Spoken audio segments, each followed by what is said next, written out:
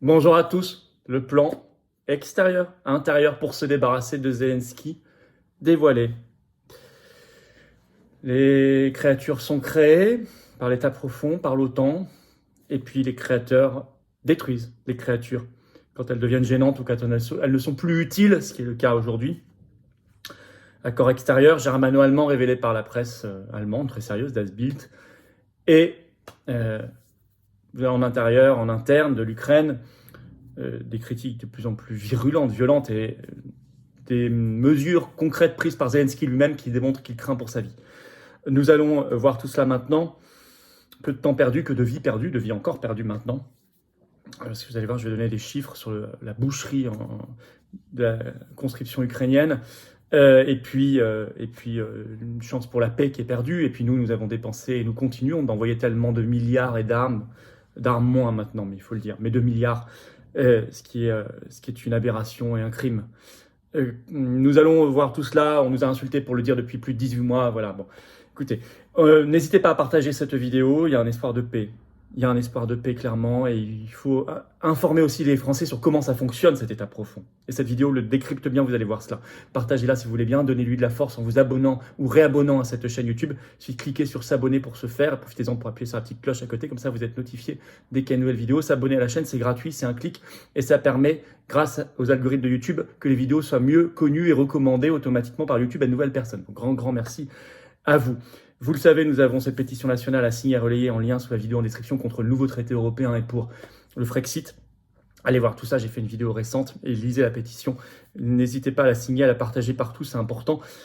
Pareillement, dans quelques jours, dans quelques heures, je suis le jeudi 30 novembre soir à Nîmes, grosse réunion publique ouverte à tous, adhérents, non-adhérents. Il faut s'inscrire, il y a un petit formulaire. Venez à Nîmes, il y a du monde qui s'inscrit, ça va être extraordinaire, très belle ambiance. On vous offre le verre de l'amitié. Formulaire d'inscription sous la vidéo en description pour nous aider à nous organiser.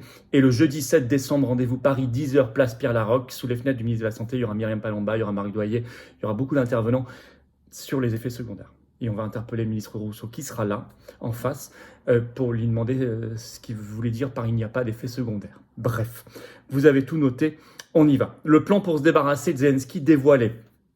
Avec d'ailleurs une France hors jeu, parce que ceux qui font ces plans-là ont des idées derrière la tête, notamment peut-être récupérer quelques marchés en Russie, notamment de l'approvisionnement énergétique. Je vais y revenir.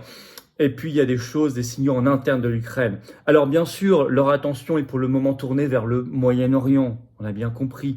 Ça ne veut pas dire que c'est définitivement réglé, que l'OTAN a abandonné ses velléités d'OTAN 2030 contre la Russie et la Chine, etc. Bien sûr que non. Bien sûr que non. C'est un peu gelé pour l'instant et Zelensky est un problème pour eux, mais parce que la tension est en Israël-Gaza. Alors d'abord, les révélations très fracassantes de Das Bild, il n'y a qu'en France qu'on n'en parle pas. Bah moi, c'est pour ça que je vous en parle. Je parle dans les médias. Hein. Par contre, c'est dans un des principaux journaux allemands. Hein. C'était révélé le 24 novembre, donc par le journal allemand Das Bild. Le titre, les États-Unis et l'Allemagne planifient de forcer Zelensky à négocier en étouffant les approvisionnements en armes. Il parle dans l'article d'un plan secret entre les États-Unis et l'Allemagne pour forcer Zelensky. Et ils vont lui demander, je cite, des concessions brutales. Ce qui veut dire en fait qu'il n'y aura plus de Zelensky à la fin. C'est formellement avec Zelensky, mais ça ne se fera pas avec Zelensky. Je vous lis un petit résumé de cet article. Tout en exprimant extérieurement son plein soutien à l'Ukraine à huis clos, à Berlin et Washington, des plans sont en train d'éclore pour forcer l'Ukraine à entamer des pourparlers avec la Russie pour geler la guerre sur ses lignes de front actuelles, a déclaré le journal allemand Bild dans un rapport publié le 24 novembre. Le ministre d'ailleurs lituanien des Affaires étrangères, Gabrielius Landsbergis, a même mis en garde contre ce plan, a rapporté Bloomberg. Le gouvernement fédéral allemand s'est maintenant fixé pour objectif principal de mettre l'Ukraine dans une position de négociation stratégiquement bonne, a déclaré Bild. Le pays devrait négocier avec le régime russe de Vladimir Poutine au sujet de sa souveraineté et de son intégrité territoriale. La Maison-Blanche et la chancellerie allemande se coordonnent à ce sujet, ont déclaré les sources gouvernementales à Bild. On lit encore dans cet article. Alors, vous voyez, c'est exactement ce qu'on disait depuis le départ, entre la différence entre la communication, la posture. On aide l'Ukraine, on va vous envoyer plein d'armes. Je vous avais déjà, reprenez une vidéo que j'avais faite au début de l'été où je vous avais justement parlé de l'Allemagne en vous disant, en réalité, si on regarde, ça fait longtemps que l'Allemagne n'envoie plus une arme à l'Ukraine. Mais elle continue de faire des discours en disant qu'elle va en envoyer. Ça n'étonne donc pas que l'Allemagne soit dans le plan. Et puis la différence entre la posture, la communication et la réalité. On lit également dans cet article, il est décidé de forcer le gouvernement de Kiev à entamer des pourparlers avec le régime de Poutine en limitant la quantité et la qualité de leur livraison d'armes, qui font une pression sur lui par la pénurie. Je cite toujours l'article, Zelensky devrait se rendre compte que les choses ne peuvent pas se passer comme ça, a déclaré un membre du gouvernement allemand à Bild. Il ajoute, il devrait s'adresser à la nation et expliquer que les négociations doivent maintenant être conduites. Voilà, donc ils veulent même pousser, précise Bild, l'Ukraine à négocier un accord de Minsk 3, d'accord, sachant que les deux premiers en fait avaient été utilisés pour gagner du temps, donc attention, mais en tout cas c'est la fin de cette guerre-là. Et vous avez même un député allemand de la CDU qui s'appelle Roderich Kieswetter, ancien officier d'état-major général de la Bundeswehr, de l'armée allemande, qui déclare à Bild dans cet article, je cite, « Il devient de plus en plus évident que la chancellerie allemande ne croit pas à une victoire ukrainienne et ne la veut pas du tout. Et ne la veut pas du tout. » Donc on voit là une Allemagne qui est en difficulté économique industrielle, vous le savez, qui veut retrouver probablement des parts de marché en Russie, de l'approvisionnement énergétique surtout. Les États-Unis n'y ont jamais renoncé. Et vous avez la France d'un don de la farce là-dedans, qui est mise à l'écart, qui elle continue de se priver, de défendre les sanctions, de perdre Renault, Leroy Merlin, Auchan là-bas, les marchés et tout le reste, alors qu'on était parmi les plus gros partenaires économiques à l'époque, avant 2022. Bref, on saura ce qu'il faut penser encore une fois de nos dirigeants et de l'essentiel de la classe politique française, y compris dans les pseudo-oppositions et qui ont défendu tout cela de LFI, ORN et Reconquête. Alors, au même moment, augmentation en interne des pressions politiques et médiatiques contre Zelensky, en Ukraine même. Alors, vous avez une déclaration très commentée le 26 novembre de Mariana Bezugla, qui est une députée ukrainienne, mais surtout chef adjointe de la Commission pour la sécurité nationale et la défense à l'Assemblée nationale ukrainienne. Elle dit « Le commandant en chef des armées d'Ukraine n'a pas de plan de guerre pour 2024 et doit donc démissionner. » Elle ajoute, l'armée a seulement dit qu'elle devait réquisitionner 20 000 citoyens tous les mois. Une véritable boucherie.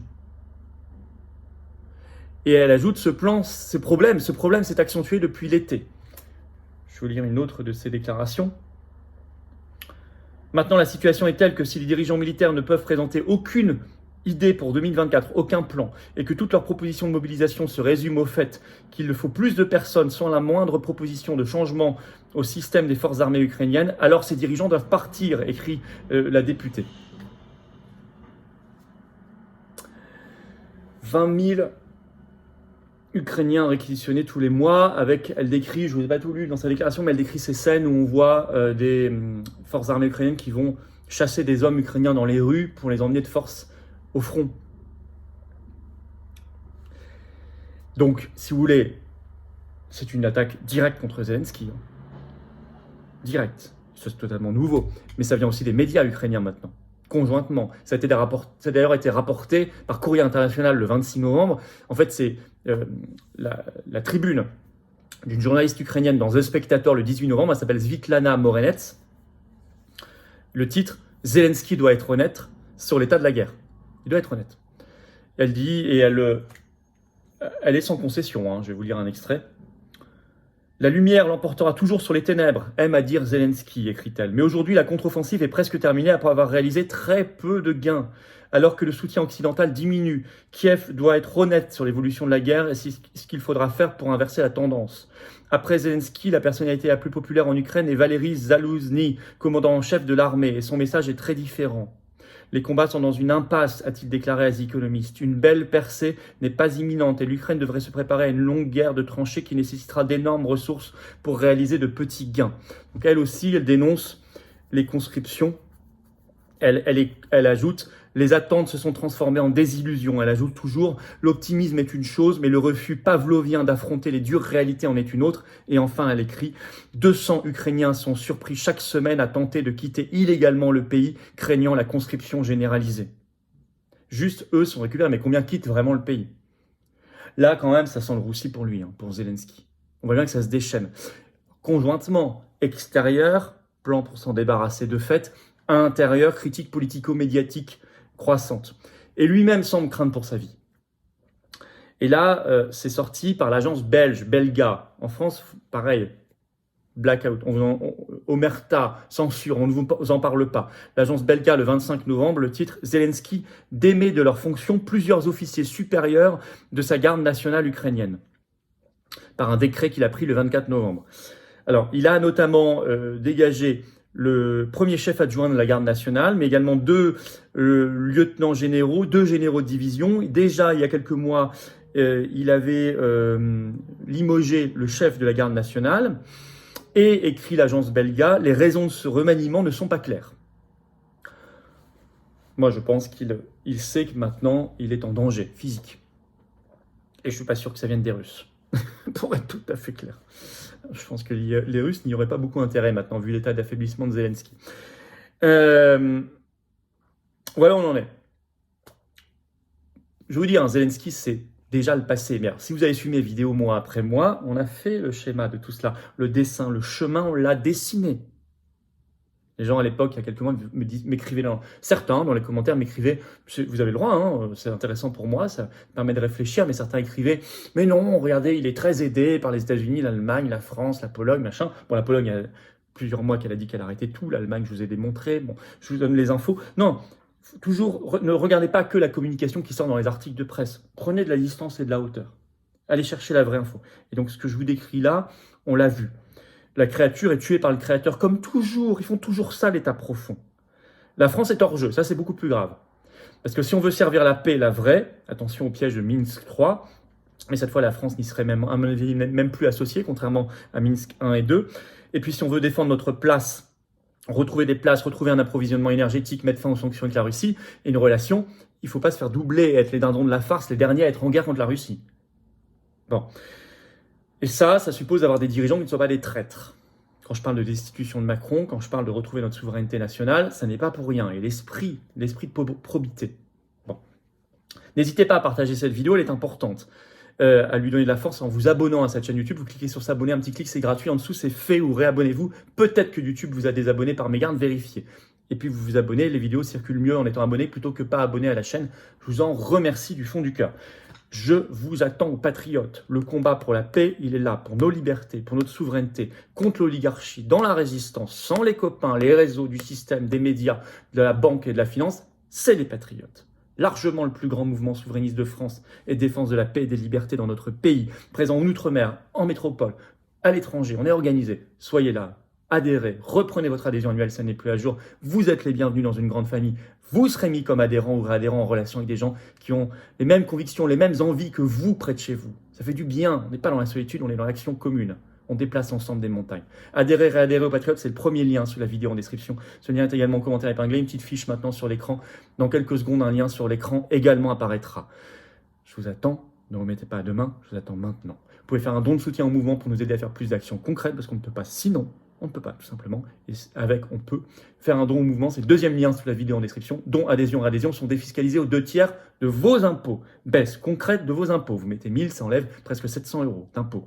Vous mettez 10, ça enlève 7 € quasiment, etc. Vous mettez 50, ça enlève 33 € et quelques. Voilà, vous avez compris.